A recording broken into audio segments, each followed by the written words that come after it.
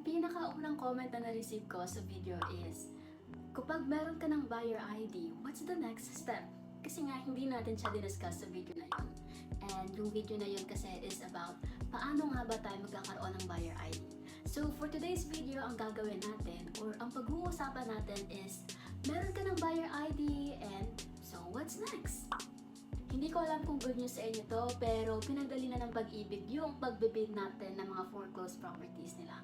According here, starting January 5, 2025, all bids for properties in the first and second public auctions must be submitted exclusively via the online public auction platform to ensure a more streamlined process. Ibig sabihin, kung magbibid ka sa first and second public auctions, kailangan ay isubmit mo na to online. Hindi na sila tumatanggap ng manual submission.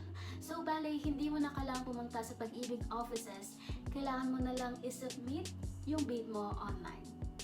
And for me, napakagandang bagay nun. Napapadali siya sa akin kasi kung gusto ko man bumili ng foreclosed properties or mag-bid sa foreclosed properties ng Pag-ibig, hindi ko na kailangan umuwi ng Pilipinas dahil magagawa ko na siya online. But para sa'yo, let me know what you think. Sa tingin mo nga ba ay ito ay better or mas gusto mo pa rin pumunta sa Pag-ibig offices in person? Comment down your answer and let me know what you think. But for today's video, sasagutin natin ang tanong ng ating one viewer.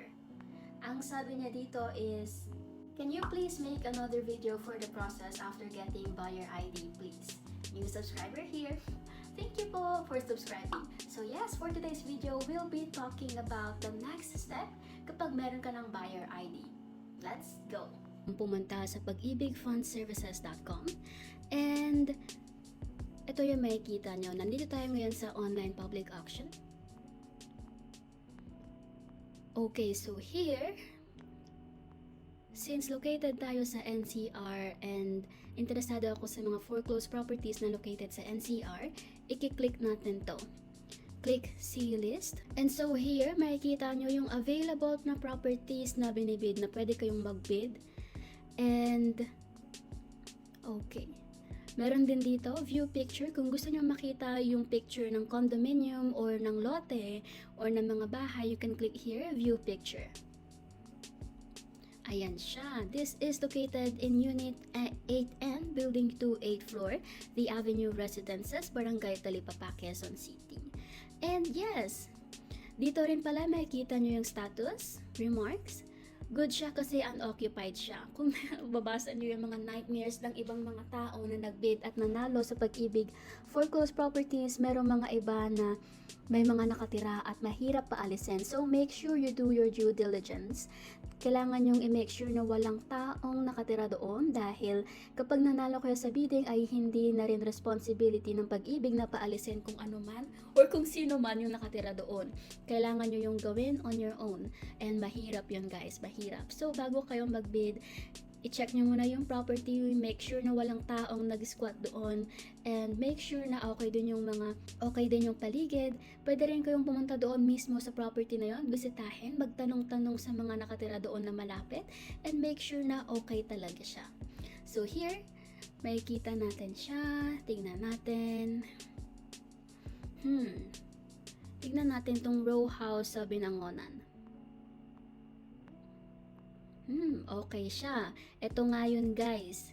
As you can see here, occupied siya. Kita na kita naman sa picture na may tindahan pa si ate dito. And kung magbibid kayo dito at nakalagay dito na remarks is occupied, kayo mismo ang bahala magpaalis sa tao dyan. Kayo mismo ang bahala na makipag-usap sa tao dyan. And I highly suggest na kapag magbibid kayo, make sure na wala siyang tao doon. Make sure na unoccupied siya. Pero guys, minsan kasi, kahit nakalagay na unoccupied dito, kapag pinuntahan mo yung property mismo, minsan may mga tao pa din na nakatira doon. So make sure talaga na you do your due diligence and make sure na walang tao na nakatira doon para less hassle na siya. So let's check this one. Unoccupied daw siya. Oh, very nice guys, very nice. Ang ganda nito. So here, paano nga ba natin malalaman yung price niya? Ang price niya is 1.426 million And required gross monthly income is 25,086.08. So kung ito yung monthly income mo ay pasok ka na dito. Ang ganda nito guys, ang ganda niya. And for me, interesado ako sa lote. Let's see kung meron silang lote.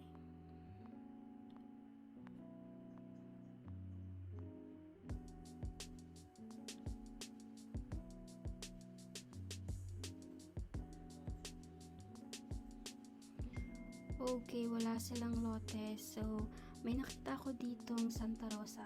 Tingnan natin. Medyo malaki pa din yung price niya.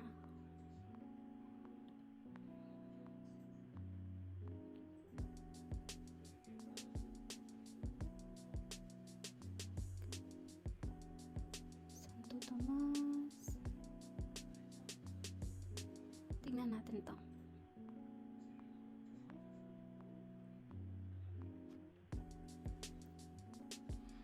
Oh, okay din to. Medyo madami nga lang kailangang i-renovate pero okay din siya. Tignan natin.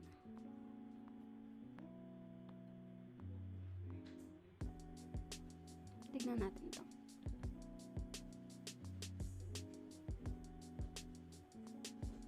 Oh, mali. Magkamali tayo ng pinindot. Sorry guys. So, tignan natin ulit.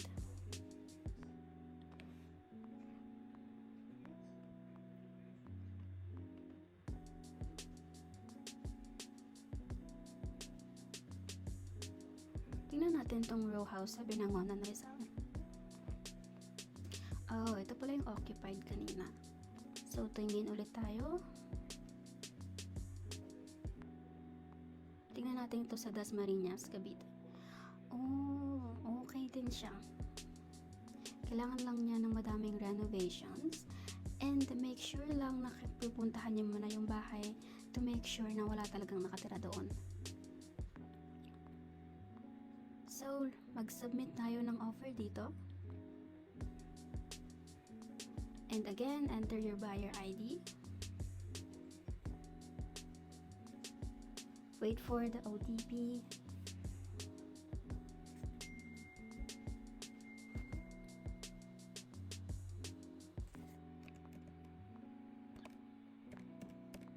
Okay, let's click proceed. Click OK.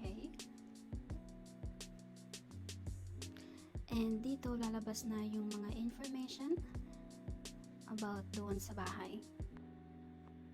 So here, ito yung opening ng bid offer.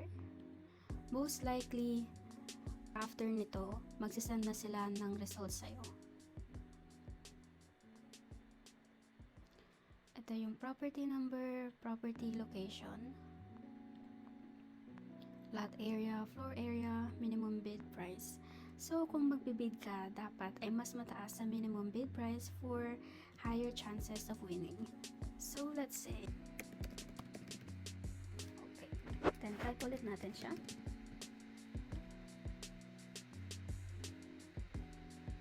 Present occupant, no. Former owner, no. And here, pipiliin natin yung long-term installment. Depende sa inyo yan. But for me, mas gusto ko yung long-term installment. And then click proceed. Pero kung kaya nyo naman siyang bayaran, pwede nyo pindutin yung cash. Kung gusto nyo naman ng less pressure and meron naman kayong available and sa tingin nyo ay kaya nyo siyang bayaran within 12 months, pwede nyo pindutin yung short-term installment. So for me, long-term muna tayo. Let's click proceed. Read all these things, kailangan natin yung basahin.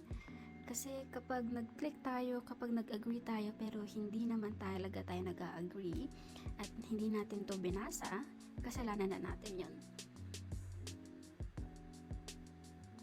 And number 1 here says here, purchase the properties on an as-is, where-is basis. Meaning to say, kung ano yung nasa picture, ayun yung makukuha mo. Kailangan din chinek mo na siya bago ka mag-bid. And kung may nakita ka na hindi mo gusto at na-award na sa'yo yung property na yun, it's gonna be your, kasalanan mo na yun. And ito naman, ito yung pinaka-important. We shall be responsible for the ejectment of any illegal occupants of the properties. Meaning to say, kung merong illegal kung merong nakatira sa property, responsibility mo na yon na paalasin sila or responsibility mo na nakausapin sila. Hindi na responsible yung pag-ibig doon. Ito, kailangan nyo rin itong basahan.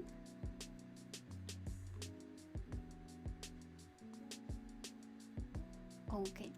So, ito, kung kunwari, nakipag-away pa sa'yo yung illegal occupant doon, hindi ka na matutulungan ng pag-ibig doon.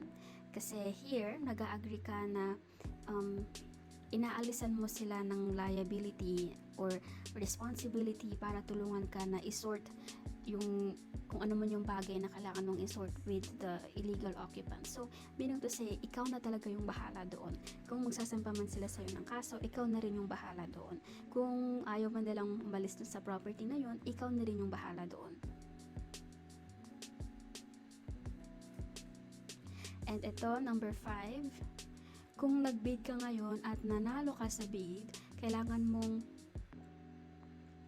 magbayad ng down payment within 5 working days from the date receipt of the declaration of the highest offer.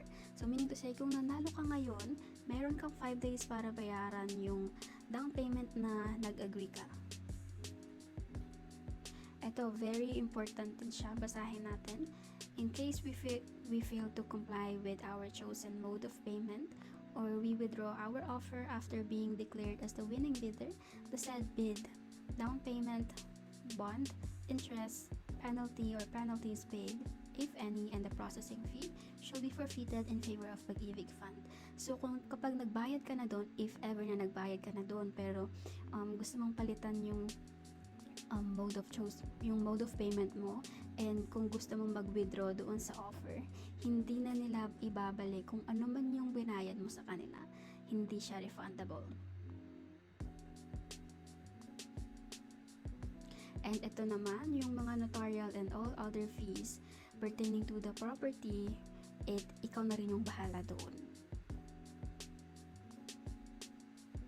And last thing, any notification posted on the Pag-ibig Fund website and or sent by Pag-ibig Fund through email, SMS shall be sufficient compliance to the notification requirement prescribed under Item 17 of the invitation to bid and deemed received by me. So, meaning to say, kailangan mong updated kung ano man yung ginamit mo na email or phone number na niregister mo doon. Kailangan active yun, and kapag naka-receive ka man ng notification from Pag-ibig, you need to comply. So, let's click on that and let's click proceed. Yes. Okay, added successfully. So, here, ito ang ating bidding card. Let's wait. And kailangan mo itong i-press. And finally, you need to click submit offer.